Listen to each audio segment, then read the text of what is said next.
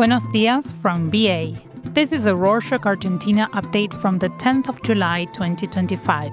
A quick summary of what's going down in Argentina. Wednesday the 9th marked Independence Day in Argentina and a bad day for President Milei. He had to call off his trip to the northern Tucumán province, where a ceremony for Argentina's Independence Day was supposed to take place, and blamed the bad weather in Buenos Aires as the reason. However, only a handful of officials had confirmed attendance, while 21 provincial governors refused to attend. Milei accused them of trying to sabotage his administration and said that provinces are flush with funds yet still undermine the federal government, driven more by personal power than the well-being of Argentines. Just one day earlier, Milei's legislative powers expired. As you may recall, Congress granted them for 1 year when it passed the Ley Bases in June 2024, which gave him temporary authority to make decisions without needing congressional approval on issues related to the economy, administration, energy, and public finances. That emergency period officially ended on Tuesday the 8th, so he decided to make the most of the last couple of days with a wave of decrees to fast-track cuts and changes to dozens of state institutions. He dissolved key road safety and highway authorities, scaled down the National Cancer Institute, and downgraded tech and farming research centers like INTI and INTA.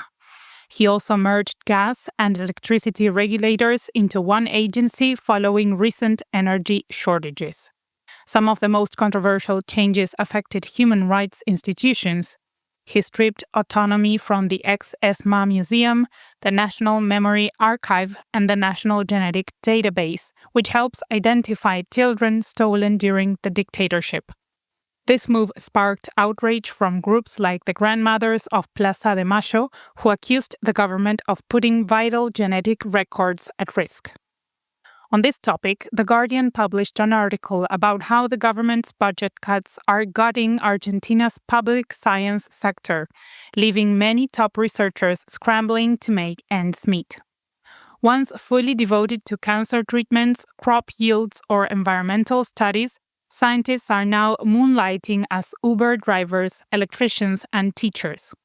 While the government thinks science should prove its value in the free market, researchers argue that public science is essential, collaborative, and irreplaceable.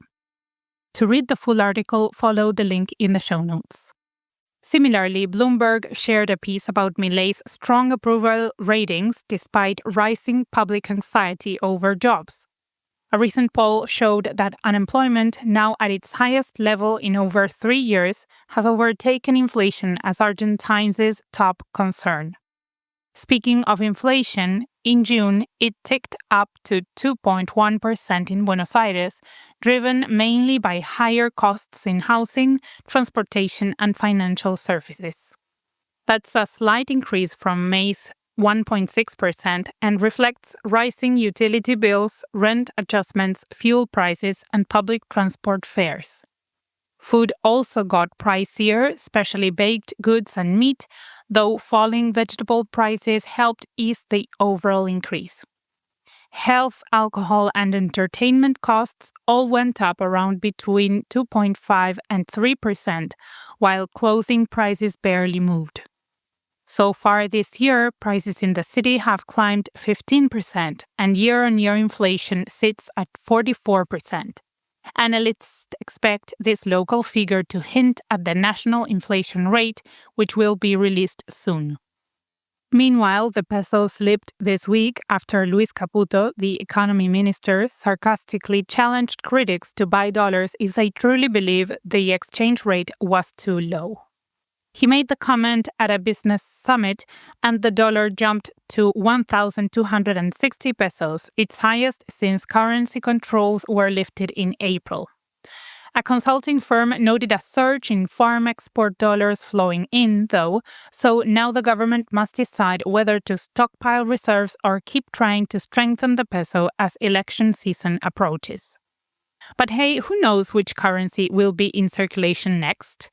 Ricardo López Murphy, a congressman, just introduced a bill to swap out the peso for a brand new currency called the Argentum, where one Argentum would equal 1,000 pesos, basically looping off 3 zeros to make prices and accounting simpler. He says it would streamline daily transactions and budgeting, though the proposal probably won't go anywhere. The idea takes a page from Argentina's 1990s playbook when the country replaced the austral with the peso and pegged it to the US dollar. That strategy helped short-term but eventually led to the 2001 economic meltdown. On that note about dollars, the Banco Macro bank just scraped all fees on dollar transfers from abroad up to $10,000, making life a lot easier for freelancers, remote workers, and anyone getting financial help from overseas. Starting this week, anyone who picks Banco Macro to receive international wire transfers in USD keeps every cent with no surprise deductions. The move lines up with the government's new savings repatriation plan, which lets people use their dollars freely. Macro also lets clients invest those funds in foreign currency time deposits. Also of interest for expats, an article by Business Insider shares the story of Grayson Ferguson, an American who moved to Argentina in 2022 to escape the high cost of living in the US and pay off his student loans. The article touches on how the move gave him the financial break he needed at first, but explains how the rising costs after the 2023 election changed things. Check it out with the link in the show notes.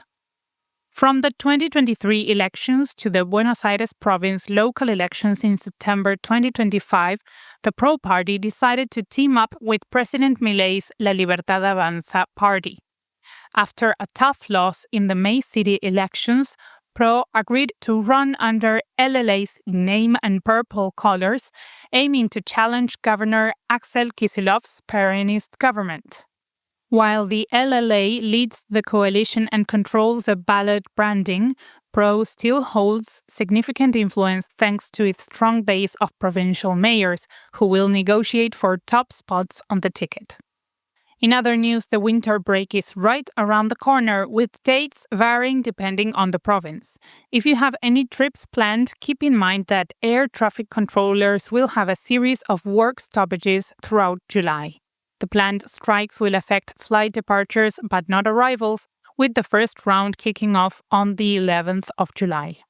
On that note about departures, Carrefour is looking to exit Argentina.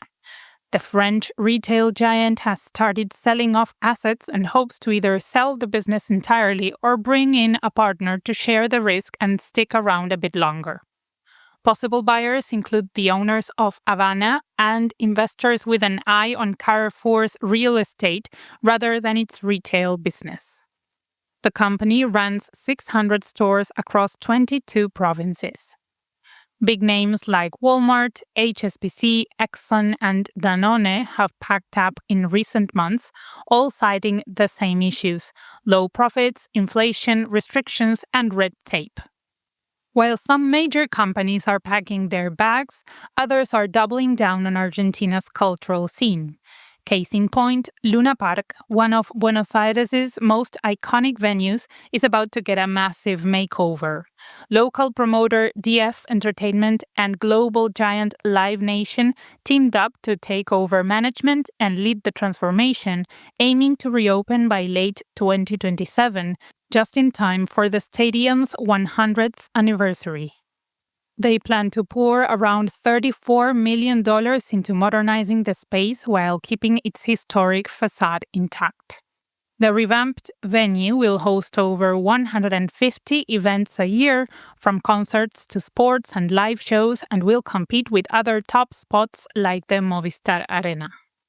Lastly, on culture, the Buenos Aires Publishers' Fair is coming back with over 330 publishing houses from Argentina, the rest of Latin America, and Spain. From the 7th of August to the 10th, visitors can check out talks, new releases, and a wide range of books, from fiction to graphic novels and kids lit, plus events like the Booksellers' Prize.